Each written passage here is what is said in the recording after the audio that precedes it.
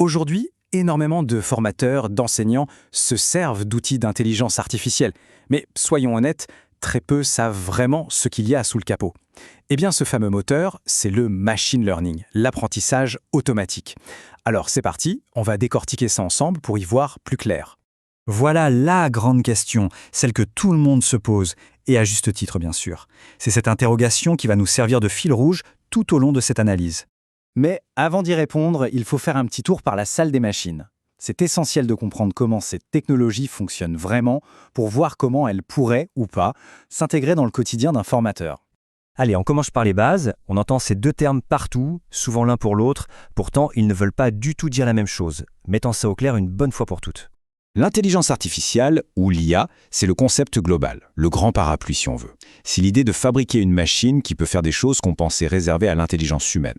Et le machine learning, ou ML, c'est une pièce de ce grand puzzle. C'est une façon de créer de l'IA. Au lieu de lui donner des instructions précises pour tout, on lui donne des tonnes d'exemples, et on la laisse apprendre par elle-même. C'est ça, le fameux moteur dont on parlait. Pour que ce soit limpide, prenons une analogie. L'IA, c'est un peu comme la voiture autonome dans son ensemble, et le machine learning, c'est le moteur sous le capot. C'est lui qui permet à la voiture d'apprendre, de s'adapter et de devenir meilleure à chaque trajet. Ce tableau résume bien les choses. Ce qu'il faut vraiment retenir, c'est le besoin de données. Pour le machine learning, c'est indispensable. Sans data, il n'y a rien. C'est son carburant. Et puis, il y a cette idée d'amélioration continue. Le ML est conçu pour devenir meilleur avec le temps, alors qu'une IA plus classique peut très bien tourner avec des règles fixes, sans jamais évoluer. Bon, maintenant qu'on a bien fait la différence, on va soulever le capot et regarder comment ce moteur tourne. Mais promis, on va faire ça simplement, sans jargon technique. En fait, tout tient dans ce cycle en 3 étapes. 1. On collecte des données, un maximum de données.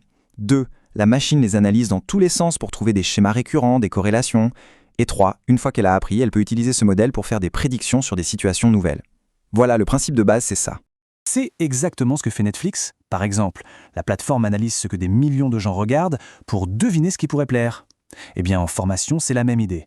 Le système analyse le parcours de milliers d'apprenants pour suggérer la ressource la plus utile à un moment précis.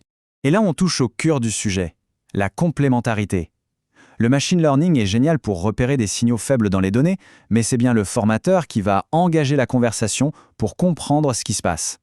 La machine suggère, l'humain valide et donne du sens. Bon, assez de théorie. Voyons maintenant très concrètement comment ce moteur peut être un vrai plus dans la boîte à outils d'un formateur. On va explorer ensemble 5 applications qui montrent bien tout le potentiel de la chose. La première application, et c'est sans doute la plus spectaculaire, c'est la personnalisation. Le système peut créer un parcours sur mesure pour chaque personne en temps réel. C'est quelque chose d'humainement impossible à faire à grande échelle. Ça change le rôle du formateur qui a plus de temps pour l'accompagnement individuel. Deuxième point, la détection. L'algorithme peut fonctionner comme un radar, en repérant des tout petits signes de décrochage bien avant qu'ils ne deviennent un vrai problème. Le formateur reçoit une alerte et peut donc intervenir au moment le plus pertinent avec la bonne personne. Troisièmement, la recommandation de contenu. Fini le catalogue de ressources identiques pour tout le monde. Ici, le système pousse la bonne ressource au bon apprenant au bon moment. Le formateur n'est plus seulement celui qui fournit le contenu, il devient celui qui l'orchestre. Quatrième application, un peu plus avancée, l'analyse prédictive. L'outil peut estimer les chances de succès d'un apprenant. Mais attention, et c'est hyper important, ce n'est qu'une probabilité, pas une condamnation. C'est une information de plus pour le formateur qui reste seul maître de la décision pédagogique. Et enfin, l'apprentissage adaptatif.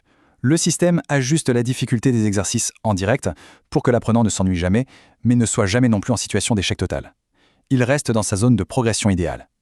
Le formateur, lui, peut se concentrer sur les blocages plus profonds. Attention, cet outil est puissant, c'est vrai, mais il est loin d'être parfait. Il a des limites bien réelles et c'est absolument crucial de les avoir en tête. Cette phrase résume parfaitement la situation. La technologie est un instrument, un capteur, mais elle ne remplacera jamais la relation humaine qui est au cœur de la pédagogie. Il y a 3 limites principales à ne jamais oublier. D'abord, les biais. Si les données qu'on donne à la machine sont biaisées, la machine apprendra ces biais et les amplifiera. Ensuite, le besoin de données. Sur un nouveau cours ou avec un tout petit groupe, l'algorithme n'aura pas assez de matière pour apprendre, il sera inutile. Et surtout, la machine voit les faits, le quoi, mais elle ne comprendra jamais le pourquoi. Le contexte humain, personnel, ça lui échappe complètement. Alors, la grande question, comment on se lance concrètement quand on n'est pas un développeur ? En fait, la démarche est bien plus simple qu'on ne l'imagine. Le secret, c'est de commencer petit. On choisit un seul problème, une tâche répétitive qui prend du temps. On cherche l'outil le plus simple possible qui résout ce problème-là. On le teste avec un petit groupe. Et surtout, on mesure si ça apporte vraiment quelque chose. C'est une approche pragmatique, pas à pas. Pour conclure, la question n'est peut-être pas de savoir si la machine va remplacer le formateur. La vraie question à se poser, c'est plutôt « et si on voyait l'algorithme non pas comme un concurrent, mais comme le meilleur des assistants, celui qui se charge des tâches ingrates pour libérer du temps pour ce qui compte vraiment, l'humain ».